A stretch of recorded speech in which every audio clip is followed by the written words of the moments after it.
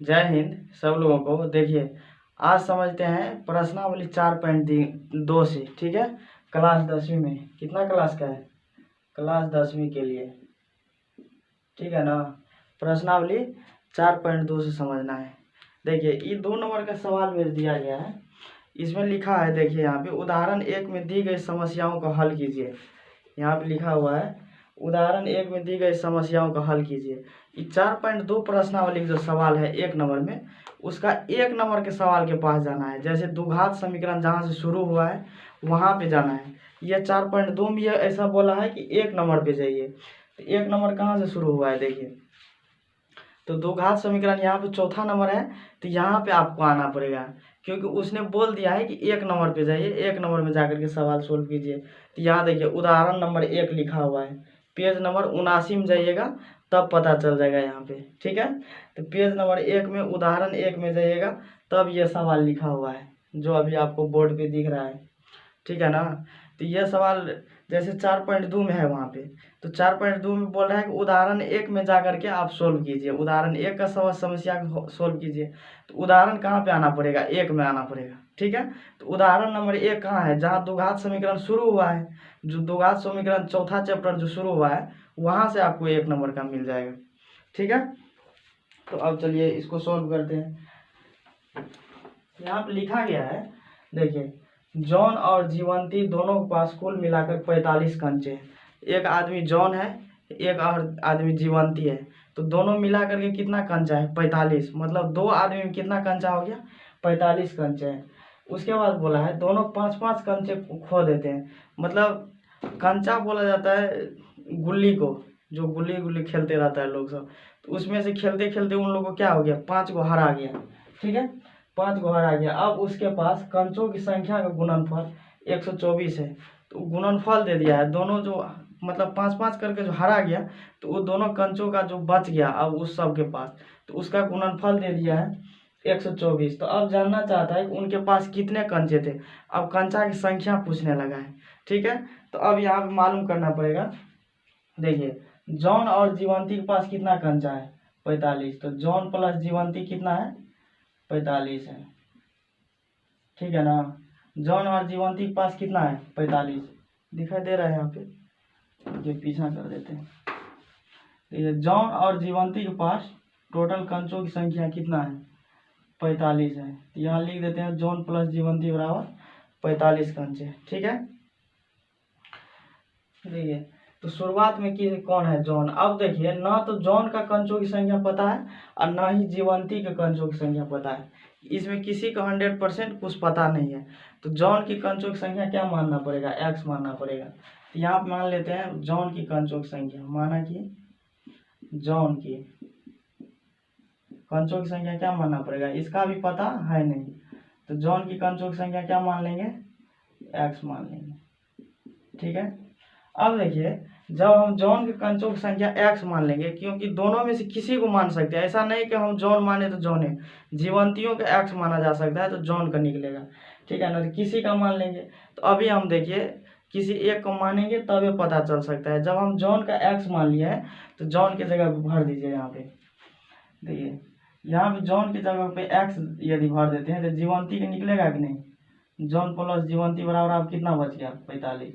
अब यहाँ से निकालिए जीवंती कंचों की संख्या। ये 45 तो पहले से है, एक्स उस साइड चला जाएगा तो माइनस में एक्स किस में बचेगा? माइनस में एक्स। देखिए, ये एक्स इस साइड अभी क्या चीज़ में है? प्लस में। जब उस साइड जाएगा तो कौन चीज़ में चला जाएगा? माइनस में। ठीक है ना। तो अब यहाँ से लिख लेते हैं जीवंती के कंचों की संख्या तथा कोमा का मतलब, कोमा जिसके सामने होता है उसका मतलब वही होता है। ठीक है, यहाँ लिख लेते हैं जीवंती की कंचों की संख्या। कितना दे दिया है? जीवंती का कितना निकला है? 45 माइनस एक्स। 45 minus x. यहाँ आप समझिए फिर से, जॉन और जीवंती मिलाकर के 45 कंचा है। देखिए, दोनों में से किसी का कंचा की संख्या मालूम है नहीं, तो एक को मानना पड़ेगा क्या? एक्स मानना पड़ेगा। ABCD का कोई भी अक्षर मान सकते हैं, लेकिन एक्स माना जाता है। तो जॉन के यदि हम एक्स मान लेंगे तो जीवंती की निकालेंगे, तो जीवंती निकलेगा तो एक्स उस साइड चला जाएगा समीकरण के हिसाब से।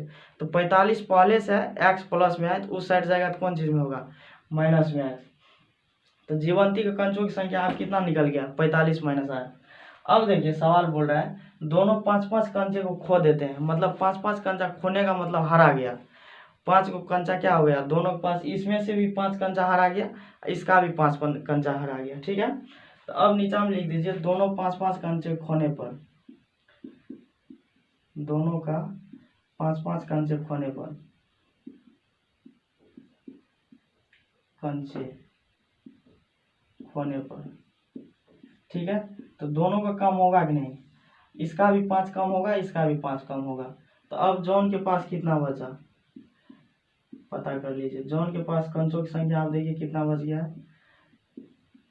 अब इसमें से कम करना पड़ेगा कि नहीं, देखिए पहले तो x था, अब 5 इसमें से हरा दिया, क्या कर दिया, 5 हरा दिया। दोनों के पास 5-5 कंचा, मतलब 5-5 कंचा खो दिया, ये भी 5 कंचा खो दिया, ये भी। तो अब देखिए इसका टोटल कंचा कितना था, x था, अब इसमें से 5 खो गया, तो कितना बचेगा, x माइनस 5, ठीक है। अब देखिए जीवंती का भी पता करना पड़ेगा। जीवंती के पास अब कितना कंचा बचा है, जीवंती का कितना था टोटल पहले से, 45 माइनस एक्स था, तो यहाँ पे लिख देंगे 45 माइनस एक्स। अब देखिए इसका भी 5 को खो गया है, तो इसका माइनस कितना कर देंगे, 5। तो अब देखिए यहाँ पे 45 में से 5 घटाएंगे तो कितना बचेगा, एक माइनस में हो गया, तो ये दोनों को क्या करना पड़ेगा, घटाना पड़ेगा। 45 में से 5 जाएगा तो कितना बच जाएगा, 40। कितना बच जाएगा, 40। ई माइनस में क्या बच गया, एक्स, ठीक है। ये बच गया 40 माइनस एक्स, एगो बच गया है x माइनस 5, ठीक है। अब देखिए सवाल बोल रहा है दोनों का गुणनफल कितना है, 124, कितना है, 124। तो पहले कंचा की संख्या x माइनस 5 है, दूसरा कंचा की संख्या 40 माइनस एक्स है, और ये टोटल कितना दे दिया है, 124। देखिए इसका x माइनस 5 है, और दूसरा कितना आ गया, 40 माइनस एक्स, दोनों का कंचा कितना आ गया, x minus 5, x minus 40 minus x. अब देखिए दोनों को क्या करना पड़ेगा, बीज व्यंजक को गुना कर लीजिएगा, ठीक है। इसको और इसको गुना कीजिएगा, तो देखिए x माइनस 5 है, एगो 40 माइनस एक्स, ये सब रफ का काम है, ये सब हो जाना चाहिए सब लोगों को। ये देखिए 40 में x से करेंगे 40 एक्स, 40 में 5 से करेंगे 200, x से x में करेंगे minus x square minus minus 5 x, क्या बच गया, minus x square plus 5 x minus 40 x minus का 200, इतना आ गया माइनस एक्स स्क्वायर। अब इसको गुना करके यहाँ पे लिख दीजिए। गुना तो ना आसान चीज़ है, ये होना चाहिए 10 क्लास के बच्चों को, इसीलिए इसको डायरेक्टली लिख दिए हैं, ठीक है। यहाँ पे देखिए माइनस का x square plus 5 x minus 40 x minus 200। अब 124 को भी इस साइड ला लीजिए, तो ये प्लस में है तो कौन चीज़ में होगा, माइनस में 124 बराबर 0, ठीक है। तो ये minus x square plus 5 x minus का 40 एक्स, ये दोनों जुड़ जाएगा, माइनस से माइनस में 324 बराबर 0, ठीक है। आप देखिए माइनस कॉमन निकाल लीजिएगा, तो बचेगा क्या, x square minus 5 x plus 40 x plus 5 x, तो ये दोनों घट जाएगा तो कितना बचेगा, 35 एक्स, 40 में से 5 गया 35, अब माइनस का माइनस माइनस प्लस 324 बराबर 0। यहाँ क्या होगा, minus minus plus 5 x 40 x, 40 5 45 x हो जाएगा। गुने में गलती हो गया, देखिए यहाँ पे होगा कितना, 45 एक्स, सही कर लीजिएगा। यहाँ पे माइनस होता है, यहाँ पे होगा 45 एक्स। इसका आंसर कितना आ गया, x square minus 45 x plus 324 बराबर 0, ठीक है। गुना यहाँ पे सही कर लीजिएगा, हो जाएगा। यहाँ पे गलती हो गया था, 40 प्लस में है, 5 यहाँ पे प्लस में है, तो दोनों जुड़ेगा तो कितना होगा, 40 और 5 को जोड़ेंगे तो 45 एक्स हो जाएगा। समझ में आ गया, दोनों को जोड़िएगा 45 एक्स, यहीं पे मिस हुआ था। तो इसका आंसर यहाँ पे संतुष्ट कितना समीकरण कर रहा है, x square minus 45 x plus 324 बराबर 0, यह संतुष्ट कर रहा है। दूसरा नंबर का सोल्यूशन ले लिए हैं, कितना नंबर का, 2 का जो सोल्यूशन, 2 को बोल रहा था, 1 नंबर का तो फाइनल हो गया, ये दूसरा नंबर का है।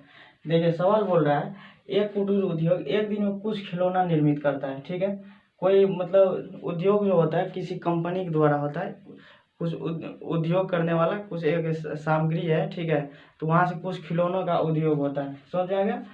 प्रत्येक खिलौने का मूल्य रुपया में बताया जाता है, 55 में से एक दिन में निर्माण किए गए खिलौने की संख्या घटाने से, मतलब 55 दिन में जितना खिलौना का निर्माण होता है, एक दिन में निर्माण किए गए खिलौने की संख्या में से घटाने के लिए बोल रहा है। घटाने के बराबर है किसी एक दिन कुल निर्माण लागत 750 रुपया थी, हम उस दिन निर्माण किए गए खिलौने की संख्या ज्ञात करने चाहिए। ठीक है, यहाँ पे भी कुछ पता नहीं है कितना निर्माण करने वाला है, क्या निर्माण हुआ है, बस इतना दे दिया है कुल निर्माण लागत 750 रुपया था।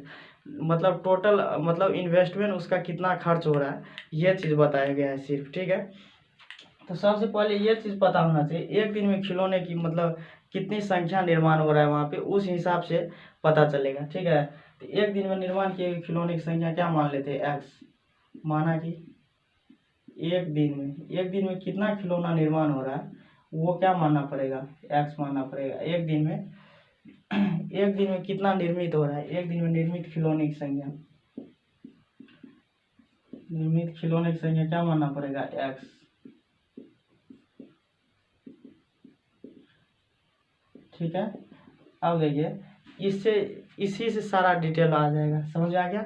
इसको मान लीजिए एक्स, मतलब एक दिन में कितना खिलौना निर्माण हो रहा है एक, तो इसी से अब अनुमान चल जाएगा सब चीज़ का पता। ठीक है, उसके बाद देखिए खिलौने के मूल्य में से 55 में से टोटल जितना निर्माण हो रहा है उसमें क्या बोल रहा है, 55 में से घटाने के लिए। ठीक है, प्रत्येक खिलौना का अब कितना मूल्य बचेगा, कितना में से घटाएंगे, 55 में से प्रत्येक खिलौना का मूल्य कितना बच जाएगा,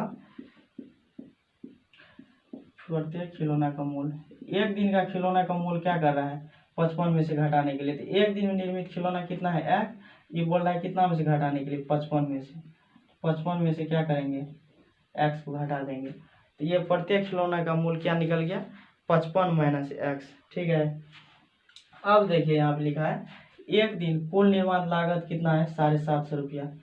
एक दिन की लागत क्या है, एक दिन की निर्माण लागत क्या है 750 रुपया, निर्मित लागत कितना है 750, तो एक दिन का कुल लागत दे दिया है कितना 750 रुपया।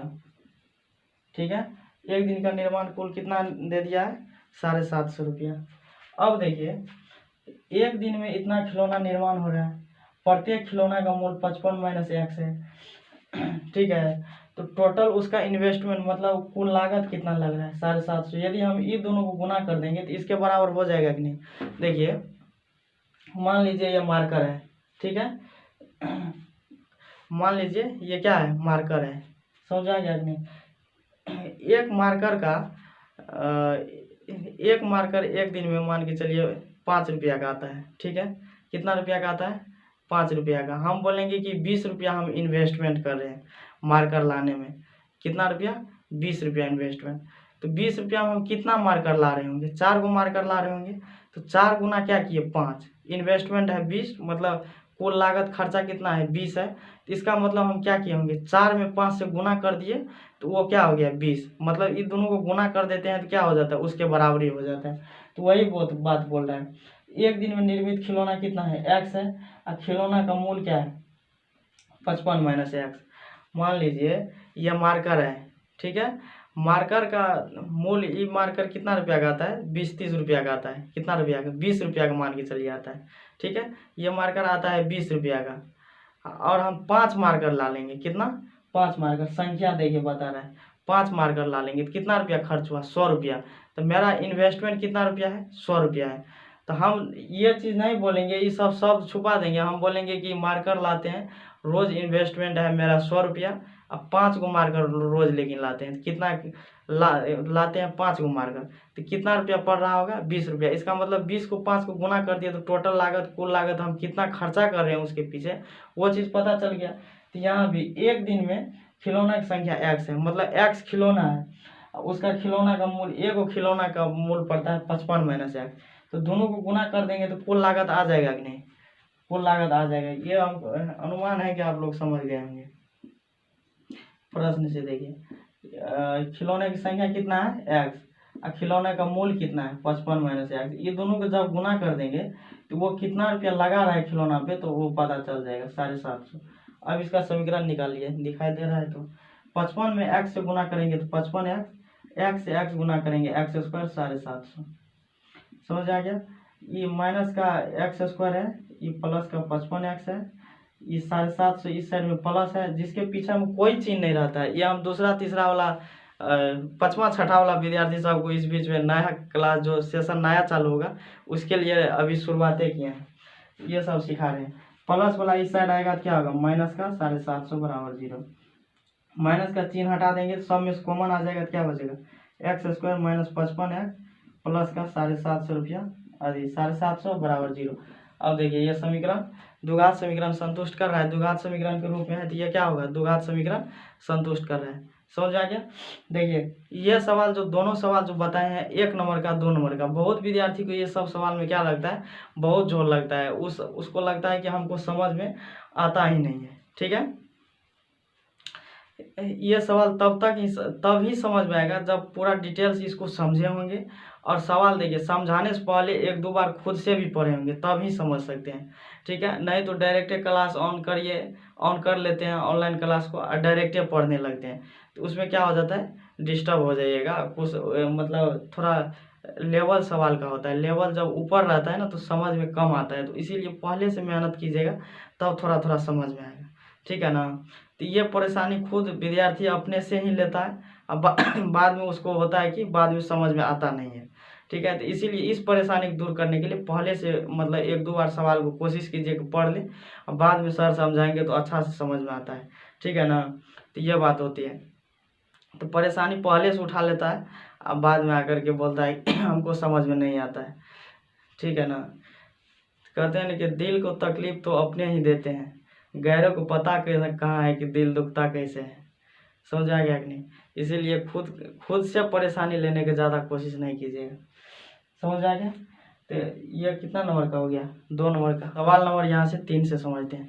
यहाँ पे बोल रहा है ऐसी 2 संख्या ज्ञात कीजिए जिनका योग 27 है और गुणनफल 182 है। 2 संख्या का योग कितना है, 27 है। 2 संख्या मतलब पहली संख्या और दूसरी संख्या, 2 संख्या क्या हो सकता है, या पहली हो सकता है या दूसरी। पहली और दूसरी का योग कितना दे दिया है, 27। देखिए पहली प्लस दूसरी बराबर कितना दे दिया है, 27। देखिए न तो हमको पहली संख्या पता है न ही दूसरी संख्या पता है, तो आइए पता कर लेते हैं। तो एगो को मान लेते हैं x, तभी पता चलने वाला है। माना कि पहली संख्या क्या मान लेंगे, x, पहली संख्या x मान लेते हैं। x तो पहले से बेचारा बदनाम है, ठीक है ना, वो कहीं पे माना जाता है। जल्दी वाई जेड का लोग मानता है ABCD MK को, ये x पहले से बदनाम है। x पूरा मतलब जहाँ भी मान लीजिए कोई दिक्कत नहीं है, हमेशा साथ रहता है सबका। ठीक है, पहली संख्या मान लीजिए। अब देखिए यहाँ से क्या निकलेगा, दूसरी संख्या। दूसरी संख्या क्या पता चलेगा, देख लीजिए। पहली संख्या जब x मान लिए तो यहाँ पर रख दीजिए, x प्लस ये निकल गया दूसरी, कितना होगा 27। देखिए पहली और दूसरी का योग दिया है 27, तो पहली संख्या का मान है x, माने हैं जो पहली संख्या का मान लिए x, दूसरी संख्या यहाँ से निकालना है। तो दूसरी कैसे निकलेगा, 27 इसी साइड रहेगा, x उस साइड चला जाएगा तो माइनस में x। तो दूसरी संख्या यहाँ पर रख दीजिए, 27 माइनस x, जगहों का अभाव है यहाँ पे। ठीक है ना, दूसरी संख्या कितना होगा, 27 माइनस x। अब क्या बोल रहे हैं सवाल, ये दोनों का आप देखिए पहली और दूसरी संख्या है ना, इसका गुणनफल दे दिया है 182। अब प्रश्न के हिसाब से चलिए यहाँ पे लिख लेते हैं प्रश्न से। देखिए और गुणनफल, ये दोनों संख्या भी लिखा होगा, हम छोड़िए दिए हैं, और नहीं ये बात लिखा है जिनका योग और गुणनफल। तो गुणनफल दोनों का हो सकता है, अकेला तो कोई गुना होगा नहीं। अकेला कोई बताइए गुना हो सकता है, गुना होगा तो 2 आदमी के साथ होगा, अकेला गुना नहीं होगा। तो एक थोड़ा कॉमन सेंस भी लगाना पड़ता है, ऐसा नहीं होता है। तो देखिए तो 2 संख्या क्या है, एक x है, एक 27 माइनस x है, तो दोनों संख्या का क्या है, गुना है। तो 27 माइनस x कितना हो गया, 182। अब देखिए ये चीज़ आपको समझ में आना चाहिए, ये गुना है, गुना छठा सातवां में सिखा देते हैं, सबको होना चाहिए। तो अब देखिए इसीलिए ज़्यादा फास्ट यहाँ आप समझा देंगे। x से 27 में गुना करेंगे तो क्या होगा, 27x, x से x में गुना करेंगे माइनस के x स्क्वायर बराबर 182। ठीक है, ये माइनस एक्स स्क्वायर प्लस का 27x है, ये 182 के इस साइड करेंगे तो माइनस में 182 बराबर 0। अब देखिए ये माइनस को कॉमन निकाल करके उस साइड भेज देंगे ना, तो ये माइनस का कोई और जोड़ रहता नहीं है, तो माइनस सब में से निकाल लीजिए कॉमन। तो क्या बचेगा, माइनस निकल जाएगा, यहाँ क्या बचेगा एक्स स्क्वायर, प्लस में माइनस निकला माइनस 27x, माइनस निकल जाएगा प्लस 182 बराबर 0।